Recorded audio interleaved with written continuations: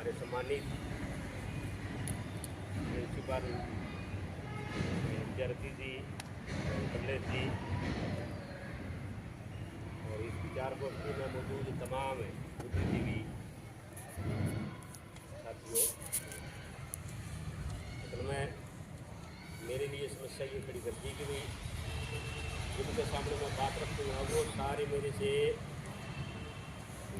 Senior पढ़ाई में भी है, इस बात की जानकारी में पहली बार है आज के दिन, वरना आप 14 अप्रैल भी 6 दिसंबर भी संत कबीर की, संत रविदास की, वाल्मीकि जी की जयंतियाँ मनाते रहे हैं। उसमें समाज के तौर के ऊपर, भाईचारे के तौर के ऊपर तमाम आप इकट्ठे होते रहे। लेकिन ये आज का जो दिन है 25 दिसंबर 1927 को बाबा साहब डॉक्टर भीमराव अंबेडकर जी ने मनुस्मृति का दहन किया था, करवाया था और इस दिन को समता दिवस का नाम दिया था, बराबरी का। इसलिए कि तब तक संविधान भी नहीं था, तब तक तो मनुस्मृति के द्वारा जो भी नियम कायदे कानून बना रखे थे 200 ईसा पूर्व जो लिखी गई मनु महाराज के द्वारा, और वो जो धारणाएं थी, वो जो नियम कायदे कानून थे, उनके अनुसार ही समाज को चलाने का, निर्णय करने का आज की तरह लोकतंत्र नहीं था। तब ये दहन करने का बात आई। अब सवाल ये है कि भाई इसकी ज़रूरत क्यों पड़ी दहन करने की? अगर ये इतनी बढ़िया होती तो बाबा साहब जैसे बुद्धिजीवी, दुनिया के सतर के इतने बड़े विद्वान हैं, मतलब उनके मुकाबले का उस ज़माने के अंदर दुनिया के लेवल के ऊपर इतने डिग्री, इतना ज़्यादा, मतलब अग्नि पुरुष इसलिए कह रहा हूँ मैं उनको कि हम सभी लोग सपने लेते हैं, सोते हुए भी सपने लेवे, लेकिन कुछ लोग जागते हुए सपने लेते हैं और केवल अपने लिए लेते हैं।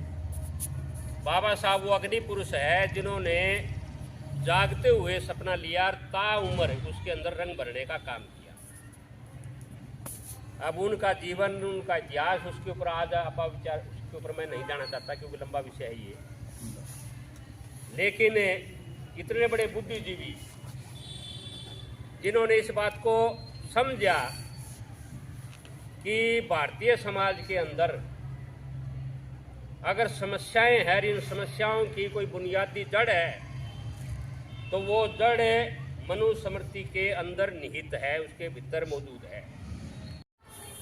मैं समझता हूँ कि अब तो बोलने की किसी की भी कोई ज़रूरत नहीं रही। उसको लंबा तो चाहे हम शाम तक खींच लें, लेकिन सारा कुछ उन्होंने बड़े ही विस्तार से बता दिया कि मनुस्मृति क्या है, बाबा साहब की सोच क्या है और हम कहाँ खड़े हैं। मैं तो जैसे बैठे बैठे पहले ही चर्चा कर रहे थे, एक तो सुझाव भी मेरे तो मन में हैं जो मैं रखना चाहूँगा। एक तो जैसे अभी ब्रह्मवर जी ने बताया कि भी आरएसएस के 100 साल पूरे होने जा रहे हैं अगले साल, तो मनुस्मृति हमें पहले तो पढ़नी चाहिए। बाबा साहब से भी पहले मैं समझता हूँ कि मनुस्मृति पढ़नी चाहिए कि वो क्या है। लेकिन थोड़े से अंश जैसे इन्होंने बताया कि भी मनुस्मृति के अंदर वर्ण व्यवस्था के आधार पे ब्राह्मण, क्षत्रिय, वैश्य और शूद्र, एक आदमी कोई भी चोरी करता है, बलात्कार करता है, कोई और क्राइम करता है, तो ब्राह्मण के लिए उसके लिए सज़ा अलग है, क्षत्रिय के लिए अलग है, वैश्य के लिए अलग है और शूद्र के लिए अलग है। कि अगली कार्यकारिणी की जो इनकी मीटिंग होनी है उसका भी हमें ख्याल रखना होगा। सिस्टम के अंदर बैठे हैं, अलग अलग बिरादरियों के लोग बैठे हैं, कहने की गुंजाइश नहीं है। मेरे पर जो मेरी जो अपनी इमेज है उस पर मेरे माँ बाप का भी असर पड़ा। मेरे फादर जो है ना वो इस खास करके इसी नेचर के थे। जब मैं छोटा था तो उनसे कहानियाँ सुनता था घर में, नानक जी की, रविदास जी की, तो उसका असर मेरे लाइफ पर ही हुआ कि उन्होंने मेरे को एक वामपंथी रुझान की तरफ भी कर दिया, विचारधारा की तरफ कर दिया। पढ़ने से जो एक अध्यात्मक जो ना जो तुलनात्मक जो अध्ययन करने के बाद में ऐसा कुछ हुआ। जब हम ये पढ़ते हैं जो हमारा जो प्रेम्बल्स है, संविधान है जो हमारा, उसके अंदर जो मैं बात जो करी है समकालीन आंदोलन की, हमारे जो संविधान के अंदर प्रेम्बल्स है वो संविधान की एक शीशा है। आज मुझे जो कुछ सुनने को मिला वो मेरे लिए हौसले वाली बात है कि जिस बात को मैं सोच रहा था मैंने कभी कही भी नहीं, और यूँ कह दो भी मेरे को कहने नहीं आती, तो मतलब वो एक सबके इतने जो लोग बोले उन्हीं ने मतलब अपने आप स्पष्ट कर दी बात। और बात ये है कि यहाँ मैं दो तरह की बात मानता हूँ, बाकी तीसरी विचारधारा हो सकती है। दो तरह की विचारधाराएं, समाजवादी व्यवस्था और अम्बेडकरवादी व्यवस्था, इन दोनों तरह के लोग बैठे हैं। बाकी इससे अलग वो मतलब वो भी हमारे सामान्य माननीय है, कोई मतलब ये नहीं है। लेकिन मैं दो जो विचारधाराएं हैं, दो विचारधाराओं के बारे में ज़्यादा सोचा है मैंने। और मतलब अभी देखो बात आपने की, डॉक्टर साहब ने, कामरेड साहब ने, शम्मी जी ने, नारंग साहब ने बहुत अच्छे तरीके से बखान किया और बहुत अच्छे तरीके से विस्तार से बताया कि भी प्राचीन काल में मनु महाराज ने हमारे को किस तरह से कई भागों में बांट करके हमारा शोषण किया। ये बात आप लोगों की सही है। और शोषण के खिलाफ उस ज़माने में कोई ज़्यादा जो है नहीं जोर आजमाइश नहीं हुई। तो अब ये पढ़ाई का दौर, शिक्षा का दौर, ये बुद्धिमत्ता का दौर आ गया है। अब आप सारे साथी मिलजुल करके इस दौर से निपटें। बल्कि मैंने भी सुना ही था, पढ़ा तो नहीं, कि आंध्र में, कर्नाटक में, महाराष्ट्र में और मध्य प्रदेश के जो ठाकुर हैं और उधर के जो सवर्ण कास्ट के लोग हैं, जो ब्राह्मण हैं, वो लोग हमारे दलितों के साथ, हमारी बहन बेटियों के साथ किस तरह का व्यवहार करते थे, वो बहुत, मैं कह नहीं पाऊँगा, वो हमारे बहन बेटियों को रखेल के रूप में रखते थे, जो बहुत घिनौनी बात है। तो ये उस समय की बात है जब ये देश जो है नहीं स्वतंत्र था, गुलाम था। ये 1800-2000 के बीच में जो बात हमारे देश में दलितों के साथ घटी है, उसका आज वक्त आ गया है हम सब ने मिलजुल करके एकीकृत होकर के एक झंडे के साथ जो है झंडे के नीचे इकट्ठे होकर के उसका मुकाबला करना चाहिए। बल्कि ये जो वर्णवाद है, ब्राह्मण, क्षत्रिय, वैश्य और शूद्र, जिसमें आप कह रहे थे जाट से लेकर के आखिरी अंतिम खाट और कुम्हार से लेकर के नीचे का चमार, इन सब में जो है नहीं ये सारे के सारे शूद्र हैं। और इसमें जो है नहीं मैं एक थोड़ा सा ये भी कहना चाहूँगा कि जाट तो अपने आप को शूद्र कहता नहीं, मानता नहीं, क्योंकि उस ज़माने का जो था वो ब्राह्मण जो था वो सबसे धनी था, वो शिक्षाविद था और वो ही जो है नहीं प्रचार प्रसार का काम करता था और वो समाज में सर्वे सर्वा था। क्षत्रिय का काम लड़ने का होता था, वैसे जो व्यापार करता था, और शूद्र उनकी सेवा करता था उस ज़माने में। तो हम तो निचले पायदान के लोग थे।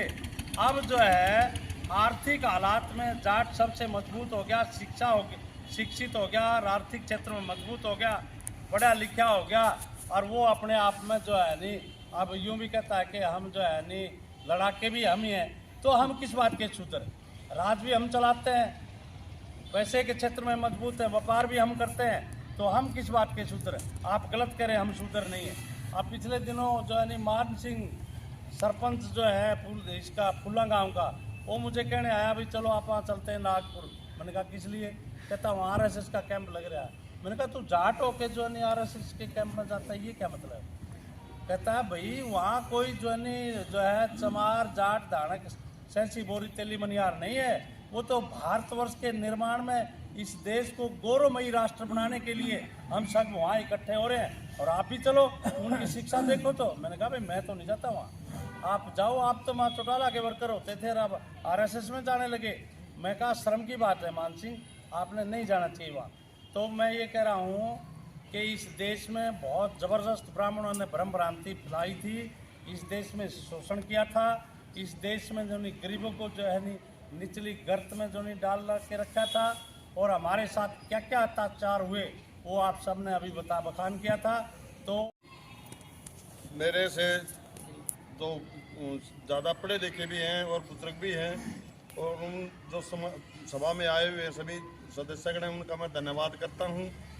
और मेरे से पहले जो वक्ता थे उन्होंने संविधान, मनुस्मृति, शिक्षा और सामाजिक जो भी विचारधारा है उनके बारे में सभी ने विस्तार से बताया।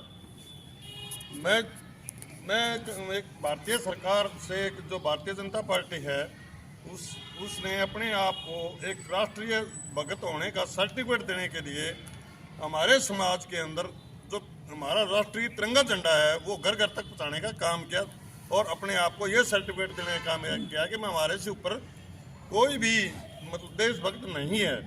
अगर भारतीय जनता पार्टी इतनी ही बड़ी देशभक्त है और हमारे जो समाज के लिए कार्य करना चाहती है, तो जो हमारा जो भारतीय संविधान है स्कूली स्तर पर बच्चों को पढ़ाया जाए, और जो जिस तरह उन्होंने जो हमारा राष्ट्रीय झंडा घर घर तक पहुंचाने का काम किया है, तो हमारी जो हमारा पवित्र ग्रंथ है संविधान वो घर घर तक पहुंचाए ताकि हमारे बच्चों को शिक्षा मिले, और जो हम अपने अधिकारों से के बारे में जानें।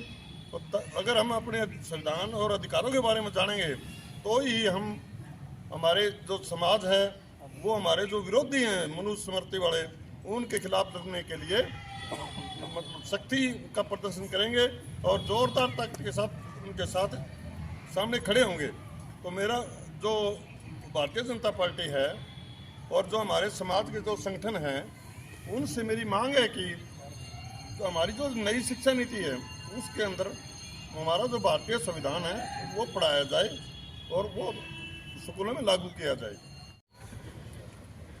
आज जिस रूप से हमारा समाज एक बारूद के ढेर पर खड़ा है, कौन जाने किस समय कैसा विस्फोट हो जाए, ये भविष्य गर्म में है। परिचय कि बाबा साहब ने कहा था, और मैं बहुत भोगी हूँ, और मेरे साथ के कुछ लोग बैठे हुए बहुत भोगी हैं कि जब हम लोग पढ़ते थे हमें स्कूल में पानी नहीं पीने जाता था, हमारे लिए मटका होता था, हमें अलग बिठाया जाता था। मेरे देख की बात है तो आप कल्पना कीजिए कि जिस समय डॉक्टर अम्बेडकर पढ़ते थे तो क्या हालत थे। आप कल्पना कीजिए हमारे बुजुर्गों की, हमारे माँ बाप की, कि कैसे समाज में रहते हुए उन्होंने संघर्ष करके अपने को इस जीने लायक बनाया। बहुत से साथियों आज ज्ञान की किताबें पढ़ी हैं, हमारे बुजुर्ग हम जैसे लोग बहुत भोगी हैं। इसलिए मैं अंत में कहना चाहूँगा कि डॉक्टर साहब ने कहा था कि जिस दिन मंदिर जाने वाले रास्ते स्कूल की ओर मुड़ जाएंगे तो देश को आगे बढ़ने को रोक नहीं सकता। तो आज शिक्षा की हालत क्या है, रात पर जिक्र कर दिया। आज आप देखेंगे गांव में देहात में शमशान घाट अलग अलग हैं, हमारे तो कोई मुकान भी घाटे आवा है, हम सारे में जावा। तो मनुवाद और डॉक्टर अम्बेडकर की लड़ाई आज पार्टी लड़ाई नहीं है, कांग्रेस की लोकदल की लड़ाई कॉमेडी लड़ाई नहीं है, कॉमेडी लड़ाई है बिल्कुल क्लियर एक विचारधारा की, कि देश में जो कमा के खाने वाले लोग रहेंगे या जो लूट के खाने वाले लोग रहेंगे, ये बिल्कुल आमने सामने की लड़ाई है। और ये केवल और केवल बातें हल नहीं होगी, इसके लिए शुरुआत करनी पड़ेगी कि सबसे पहले शिक्षा के ऊपर हमला बोलो। कि सबको जरूरी स्कूली शिक्षा गारंटी हो, इसके लिए आंदोलन खड़ा करना पड़ेगा।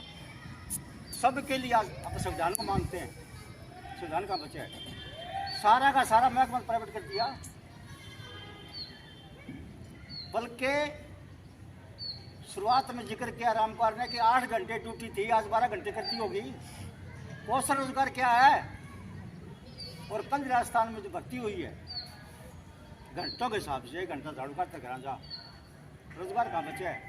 हमें जब हम अपने पोते पोती खिलाएंगे, सवाल करेंगे कि दादा तन तो मेरे परदादा ने पक्का लगाया, हम क्या करा, आपके पास जवाब नहीं होगा। इसलिए जरूरत है शिक्षा के ऊपर, रोजगार के ऊपर, और आरक्षण आपके नौकरी मिलेगी। धरती सबकी है, सूरज सबका है, पानी सबका है, हमारा हिस्सा लग गया। बहुत बड़ी लोग, बड़ी संख्या के लोग बेजमीन है, रहने के मकान भी को नहीं, और जो बचे है अभी रामकुमार कह रहे थे, बोले गौशाला में दान दे दिया अपने पर लगे भाई। आज वही हालत होने वाली है जो हमारे बाप दादाओं की थी। लंबा नहीं बोलते हुए इन 3 चीज़ों पर अगर आज से शुरू करो आंदोलन, आप एक शानदार संघर्ष बनाइए, चर्चा करिए, 5-7 मुद्दे छांटिए। हम लोग आपके बीच में हर तरह का सहयोग देने के तैयार, राय देने के लिए, आगे बढ़ने के लिए, सहयोग देने के लिए हैं, लेकिन आप शुरुआत तो करिए। और शुरुआत करेंगे तो निश्चित रूप से आप जीतेंगे। तो ज़्यादा लंबी बात न करते हुए मैं यही कहना चाहूँगा कि इन बातों को समावेश करते हुए हमें सबको मिलके एक आंदोलन शुरू आज से शुरू करना चाहिए। आने वाले अप्रैल में विचार गोष्ठी नहीं, कोई डीसी का, सीएम का, कोई बड़ी ताकत से कोई बड़ी रैली, बड़ा घेराव, बड़ा आंदोलन देखना चाहिए, तब जाके मनोवाद पटनी खाएगा, बड़ा बातों को दिखावे। तो ये मुझे कहना था। आपने मेरी बात सुनी, बहुत बहुत धन्यवाद। आगे का आंदोलन करना, क्योंकि बाबा साहब की जो चिंता थी, जिस चिंता को लेकर के मनुस्मृति का दहन किया था, वो धर्मशास्त्रों में जिस तरह से अन्याय की प्रथा को कायम किया गया है, उसी को आज की जो लोकतंत्र के अंदर उन्हीं चीज़ों को लागू किए जाने के भरसक प्रयास किए जा रहे हैं। उसको रोकने के लिए हमने ये एक गोष्ठी बनाई है और इसी को लेकर के हम आगे गठन भी करेंगे। तो मैं एक निवेदन करूंगा कि जितने भी आए हैं, मुझे तो लगता नहीं कि भी कोई हमारे भारतीय संविधान के खिलाफ, सभी के सभी सदस्यों को आज की इस कमेटी के अंदर एक प्रस्ताव पास करके कि ये सारे के सारे संविधान रक्षक या नाम कुछ भी दे देना बाद में, इस कमेटी के एक सदस्य हैं और एक बड़ी मीटिंग हम और बुलाएंगे। उसकी डेट आगे थोड़ी देर बाद निश्चित करो तो थोड़ी देर बाद कर लेना, या फिर 26 तारीख अगला लास्ट संडे, 26 तारीख लास्ट संडे, 26 जनवरी, हाँ 26 जनवरी टाइम फिर संडे। पहले तो आपको धन्यवाद करना चाहूँगा जिन्होंने आज के इस खतरनाक और कठिन दौर के अंदर इस तरह की गोष्ठी का आयोजन किया, जिसका मतलब बहुत ही ज़्यादा जरूरी आयोजन होना बहुत ज़रूरी है। आज के दौर के जो खतरे हैं वो किसी छिपे हुए नहीं है। जिस तरह का आज माहौल चल रहा है, उसके अंदर जो इंसान को शोषण की तरफ जो ले जाने वाली जो सोच आज पैदा की जा रही है हर तरफ से, एक तरफ तो मनुस्मृति है जो प्रगतिशील सोच की बजाय हमें पीछे धकेलना चाहती है, हमें एक समानता का अधिकार देता है। और समानता जो है वो किसी भी मनुष्य की प्रगति के लिए, वो हर क्षेत्र में जो प्रगति के लिए बहुत ही ज़्यादा ज़रूरी है। और जो हमारी जो शोषण है वो जो सदियों से चला आ रहा है, उसको रोकने के लिए हमें जो बाबा भीमराव अम्बेडकर के दिए हुए संविधान द्वारा ही हम उसको उस असमानता को, उस शोषण को ख़त्म कर सकते हैं। जो जातिगत व्यवस्था है उसको तोड़ते हुए, जो परंपरावादी हमारी सोच है उसको तोड़ते हुए, इस व्यवस्था को छोड़ते हुए, हम जब तक साइंटिफिक टेम्परामेंट को नहीं अपनाएंगे, वैज्ञानिक विचारधारा को नहीं अपनाएंगे, तब तक हमारा जो भी कार्य है वह अधूरा रहेगा। और बाबा भीमराव अम्बेडकर जी ने जो हमारे को एक बहुत ही सुंदर एक हमारे लिए समानता का अधिकार एक संविधान के रूप में हमारे को दिए, तो उसको हम अधूरा ही मान पाएंगे। मैं एक प्रैक्टिकल अप्रोच की बात करता हूँ। मैं थोड़ी बात करूँगा कि जातिगत व्यवस्था के अंदर डेफिनेटली क्या होता है कि हम बचपन से ही ना अपने एक ही खास तरह के दोस्तों के बीच में हम रह जाते हैं, हमारी सोच का हिस्सा भी वही बन जाता है। जैसे जाति बिरादरी से मैं पंजाबी समुदाय से मतलब बिलोंग करता हूँ, तो कई बार बातचीत होती है मेरे समुदाय के लोगों के बीच में, तो उनके दिमाग में जो बचपन से ही एक जो ना विरोध है, विरोध तो देखो बचपन से ही हम सीख जाते हैं, प्रेम जो है हम अपनी बुद्धि से सीखते हैं। तो विरोध के बीच में मेरे अच्छे अच्छे दोस्तों से बातचीत होती है, वो अननेसेसरी विरोध करते हैं भीमराव अम्बेडकर की सोच का। खास तौर पे उनका सीधा अध्याय यहीं से शुरू होता है कि जो रिजर्वेशन में बात आती है, तो बहुत बार समझाने की कोशिश की है। तो मैंने ये सोचा है कि अपनी ज़िंदगी के अंदर अब जितने भी लोग बैठे हैं, तो दूसरी जो समुदाय के दोस्तों के अंदर ज़्यादा से ज़्यादा हम उनके इंटरवीन करें, ज़्यादा से ज़्यादा अपने दोस्त बनाएं, ताकि रूटीन की हमारी आवागमन के अंदर ज़िंदगी की स्मृति के अंदर हम उनको हम अपने रिवाजों से, अपनी सोच से उससे करवा सकें, अवगत करा सकें। तो मैं छोटी सी बात है, 4-5 दिन पहले अपने बिटिया से बात कर रहा था, मैं बेटे अब तेरा 3rd ईयर है, 1.5 साल रह गया, अब तेरा MBBS क्लियर होने में, तो आगे का क्या विचार है। तो अभी वो इतना पढ़ने लिखने के बावजूद उसकी सोच ये अभी विकसित नहीं हो पाई। उसने सीधा ही मुझे कहा, कहता पापा यहाँ तो फिर बड़ा मुश्किल हो जाएगा, एक तो यहाँ पे जो है ना बहुत ज़्यादा इसमें रश बहुत है, और दूसरा क्या है कि रिजर्वेशन है। तो मेरे समझाने से पहले उसने पहले तय कर लिया कि मुझे यहाँ कुछ नहीं मिलने वाला। तो मतलब सोच मतलब अपने आप ही पैदा होती, कॉलेजेस के अंदर ही वहाँ पैदा होती, क्योंकि माहौल ही इस तरह का है। तो मैंने उसको धीरे धीरे समझाने की कोशिश करी, जैसे अभी सभी साथियों ने विचार भी रखा कि रिजर्वेशन रह कहाँ गया है, देने के लिए तो कुछ है ही नहीं, अभी सोच तक लाने के लिए कितना समय लगेगा उसको। तो मैं ये कह रहा हूँ, उसने ये कहा कि मैं अपनी जो आगे की डिग्री है मैं ऐसी जगह करना चाहूँगी जहाँ मेरी काबिलियत, हालांकि उसने अपनी काबिलियत के दम के ऊपर ही फ्री में एडमिशन उसका वहाँ हो गया। फिर जिनका चुनाव शायद फरीदाबाद में पहली बार ही कोई कार्यक्रम जो है इस दिन के ऊपर किया जा रहा है। इससे पहले अलग अलग समय पर अलग अलग कार्यक्रम तो होते रहे होंगे, लेकिन ये जो दिन है मनुस्मृति जलाने वाला जो दिन है, इसको मनाने का कभी अपने अब यहाँ रिवाज नहीं रहा। तो इसके लिए मैं बधाई देना चाहता हूँ कि आपने ये जो रिवाज है ये शुरू किया है और इसको आप आगे जारी रखें।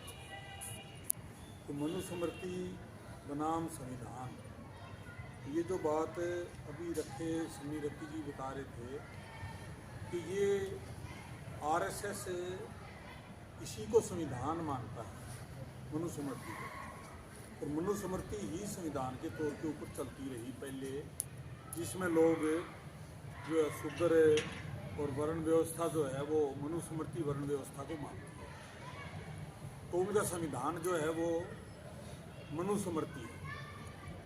और हमारा जो संविधान है, इस संविधान को जब बनाया गया तो करीब 249 मेंबर जो है संविधान सभा के थे, और उसमें हर प्रकार के लोग थे।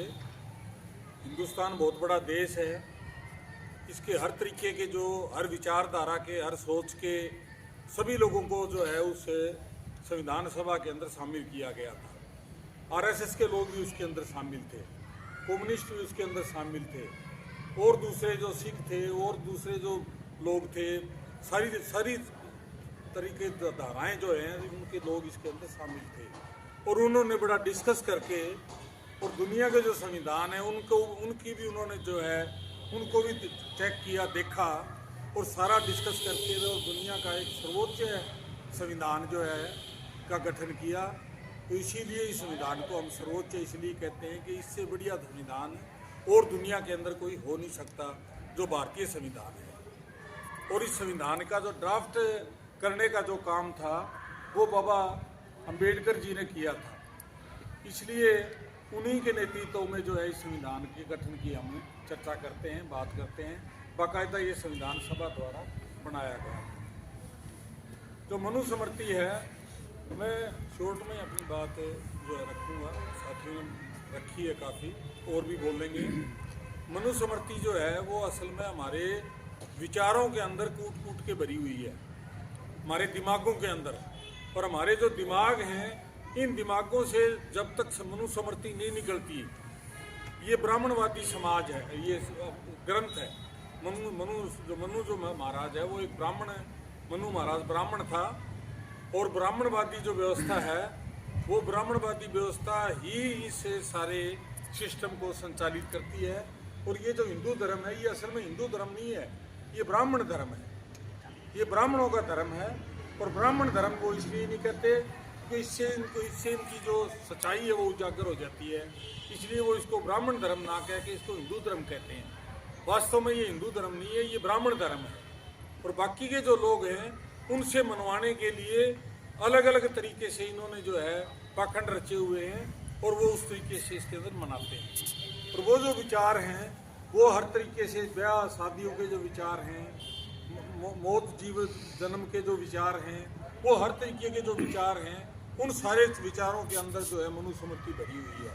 और वो जो विचार हैं उन विचारों को बाबा साहब ने इसको जो जलाने का फैसला लिया था वो सिर्फ एक किताब को जलाने का फैसला नहीं था, वो इसकी विचारधारा है। इस मनुस्मृति के अंदर जो विचार हैं इन विचारों को जलाने का फैसला था। तो हमें ये पहले ये पढ़नी चाहिए। बड़ी दुख की बात है कि अभी तक मैंने तो इसको खुद पढ़ा नहीं है। मनुस्मृति जो है इसको पढ़ना चाहिए ताकि तभी हमें पता लगेगा कि मनुस्मृति वास्तव में है क्या और वास्तव में इस ग्रंथ के अंदर क्या क्या चीज़ें हैं। मोटे तौर के ऊपर तो हमें जानकारी है कि मनुस्मृति क्या है, लेकिन हम जो पढ़े लिखे लोग हैं हमें इसकी ज़्यादा गहराई से जानकारी लेनी चाहिए ताकि हम इसको लोगों के बीच में जाकर के बता सकें। यहाँ इस दिन के ऊपर हम इकट्ठा हुए हैं और बड़ी खुशी की बात है कि आज हम संविधान और मनुस्मृति के ऊपर चर्चा कर रहे हैं। तो ऐसी चर्चाएं मेरे ख्याल हम मीटिंग करते हैं कभी नहीं हुई, पर आज हुई है और इतना अच्छा लगा। जो भाइयों ने हमें आज ये चीज़ें यहाँ बताई, खोल के सारी चीज़ें हमें समझाई कि भी क्या ज़रूरत है आज, पर उन्होंने सारी चीज़ें हमें बता दी कि बाबा साहब क्या चाहते थे और ये जो मनुस्मृति के जो लोग थे ये क्या चाहते थे। दो विचारधाराएं थी, एक बाबा साहब की, एक मनुस्मृति की। मनुस्मृति में तो हमें गुलाम बनाया जाता है और अंधविश्वास में जकड़ा जाता है, शिक्षा से दूर रखा जाता है, हर चीज़ से मतलब ऐसी चीज़ें जो आज चल रही हैं इनमें जकड़ने की कोशिश है। और बाबा साहब क्या चाहते थे, हमें शिक्षा की तरफ लेके जा रहे थे, हमें अंधविश्वास से दूर कर रहे थे, हमें जाति पाति से दूर कर रहे थे। और आज के जो इन लोगों की जो सोच है कि फूट डालो राज करो, हमें हर जातियों में बांट दिया। अभी देश ने बताया क्योंकि मेरे गुरु भाई जो बोलते हैं वो है कि बाबा साहब ने जो एक ही कहा था कि अगर हम इन जातियों को छोड़ देंगे तो अपने आप जो आजकल संविधान के अंदर हमें चर्चा हम कर रहे हैं, इसमें आरक्षण था, सबसे बड़ा क्या था, आरक्षण था। आरक्षण आज खत्म हो चुका है। अगर आरक्षण के साथ हम जातियाँ ही छोड़ देंगे तो हमें क्या कहेंगे, हमारी जाति ही नहीं है कोई, क्योंकि मिलना तो कुछ भी नहीं है अब। तो अगर हम जाति छोड़ देते हैं तो हम वापस सारे उसी में आ जाएंगे, बौद्ध की तरफ जाते हैं। बौद्ध कोई एक धर्म नहीं है, एक धम्म है, जीने का रास्ता बताया है उसमें भी आप लोग कैसे जी सकते हो इसमें। और वो आज हमारे बनते जी हैं, के राहुल जी हैं, उन्होंने एक महापुरुष का, इनका भी नाम आप कल आने वाले समय में ज़रूर सुनोगे, ये भी एक महापुरुष होंगे। वो जो एक धम्म का रास्ता फिर आज वो चला रहे हैं, हमें बता रहे हैं कि बाबा साहब के जो रास्ते के ऊपर उन्होंने चलाया है। और जो बाबा साहब ने शिक्षा दी, हम लोग शिक्षित भी हुए हैं। मैंने ये बताया कि ये शिक्षित ये हुए हैं, इन्होंने भाई ने बताया कि भी हम शिक्षित हुए हैं, परंतु आने वाली पीढ़ी हमसे ज़रूर सवाल करेंगी कि हमारे लिए आप लोगों ने क्या छोड़ा। हम आज यहाँ जागरूक होकर बातें कर रहे हैं, परंतु हमारा एक फ़र्ज़ था, हम गांव-गांव में जाके स्कूलों को देखते। मैं 30 साल से एक समाज सेवा में अकेली लगी हुई हूँ और आज मैं हिसार से आके इस पर आज चर्चा होनी थी। इन्होंने मेरे को बताया कि भी आज चर्चा है इस विषय पर।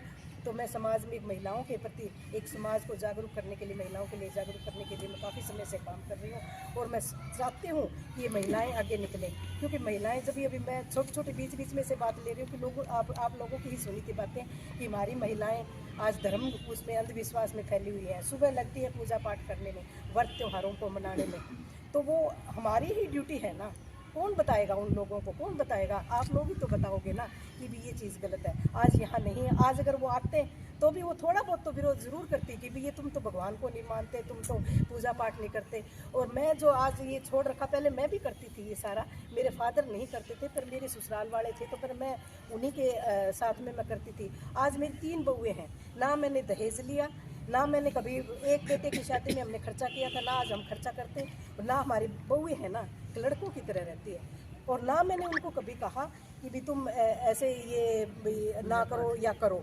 ना वो व्रत रखती, ना करवा चौथ का व्रत रखती। और कहते मम्मी को ही कुछ, मेरे डैडी है आज सारा ठीक बैठे हैं, कुछ भी नहीं हुआ। तो आज हमारे इनको क्या हुआ, तो हमारे बहुएं व्रत भी नहीं रखती, तो वो आज जागरूक हो चुकी है। और बाकी हमारे बनते जी जो बताते हैं, उनका जो बाबा साहब का जो रास्ता उन्होंने हमें दिया है, बिल्कुल जातियाँ छोड़ दो, और हम एक जाति मुक्त भी बन गए हैं। आज हमने कामरेड राम कुमार बैबुलपुरिया जी ने मनुस्मृति और बाबा साहब के संविधान के बारे में पूरी चर्चा की। डॉक्टर साहब ने और जितने भी साथी वक्ता के रूप में यहाँ पे बोले हैं, सभी ने अपना इन दो विचारधाराओं के ऊपर अपने विचार रखे। साथियों, इसमें कोई दो राहे नहीं कि आज हमारा जो देश है वो मनुवादी की ओर बढ़ रहा है। मनुवादी सोच के लोगों का राज है और वो अपनी उसी मनुवादी सोच को देश के अंदर लागू करना चाहते हैं, और उसकी शुरुआत हो चुकी है। जैसे भाई शम्मी ने भी बताया था भी कि राजस्थान में, मैंने भी न्यूज़पेपर में पढ़ा था, राजस्थान के अंदर मनु महाराज जी की बड़ी प्रतिमा जो है वो लगा दी, और बिहार के अंदर भी इस प्रकार का जो प्रचार है वो शुरू हो चुका है। और आप भी देख रहे हैं आसपास, बाबा साहब ने हमारे लिए आरक्षण लागू किया था, लेकिन अब आरक्षण कहाँ है? कौशल रोजगार के तहत हमारे बच्चों को लगाया जा रहा है। 8 घंटे का समय है, शोषण है उनका, लेकिन मजदूरी क्या है? 15, 20, 25 हज़ार रुपये के अंदर उनको काम किया जाता है, काम करते हैं वो लोग। तो ये हमें उसी व्यवस्था के अंदर पुनः, ताकि हम अच्छा वेतन पा के अपने बच्चों को अच्छा ढंग से शिक्षित ना कर सकें, ताकि ये एक मनुवादी सोच है इन लोगों की। वहाँ कोई आरक्षण नहीं है, बैक डोर से एंट्री है, क्योंकि हमारे संविधान की धारा 332 और 333 है शायद, उसमें स्पष्ट लिखा है कि इस आरक्षण को, नौकरियों के अंदर जो आरक्षण है उसको ये ख़त्म नहीं कर सकते, क्योंकि संवैधानिक अधिकार है हमारा।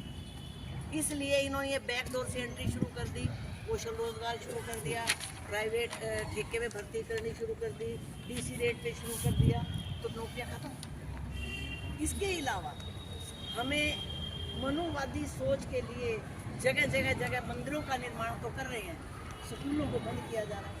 इस समय हरियाणा के अंदर 5000 प्राइमरी स्कूल जो बंद हो चुके हैं। और अभी मेरा एक भाई बता रहा था, वो हमारे ये मास्टर जी बता रहे थे कि किस प्रकार हमारे विषय वस्तु में चेंज किया जा रहा है। क्या पढ़ाएं बच्चों को, क्या पढ़ाएं? मनुस्मृति से रिलेटेड विषय वस्तु को सिलेबस के अंदर डाला जा रहा है। मैं अपनी छोटी बरादरी से बात करती हूँ, जो छोटी बरादरी के लोग हमारे थे, वो मंदिर में कम जाते थे, पूजा पाठ में भी ज़्यादा विश्वास नहीं रखते थे, हमारे माता पिता कोई मंदिर में नहीं जाते थे। लेकिन आज हमारे घर के अंदर लड्डू गोपाल आ गया, हर घर के अंदर लड्डू गोपाल आ गया। खाना बनाते हैं, सबसे पहले लड्डू गोपाल को भोग लगाओ, उसके बाद फिर खाओ। बताओ ये हालात, यानी कि ऐसा माइंड इन्होंने औरतों का वास कर दिया। क्या ये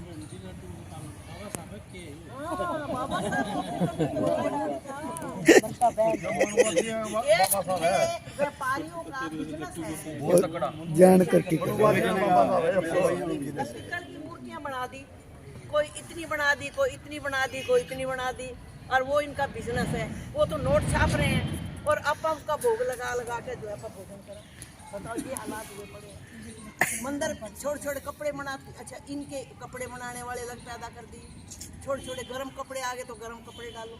मतलब कि ऐसा इन्होंने एक खेल रच दिया कि उनके माइंड लेडीज के वाश हो गए। लड्डू गोपाल का तो सेंट भी शुरू कर दिया जी। हाँ, मैं कल देख क्या सीट भी रिजर्व कराने लगे लोग। कलश यात्रा निकाली जा रही है। आज जब वो औरतों को देखती हूँ मैं टीवी पे, कलश यात्रा में देखो, इनकी क्या बुद्धि बड़ी स्टोरी है। सब लोग औरतें सज धज के और वो कलश की यात्रा लेके चल रही है। मतलब वो सोचते हैं कि हमने बहुत बड़ा एक कारनामा कर दिया।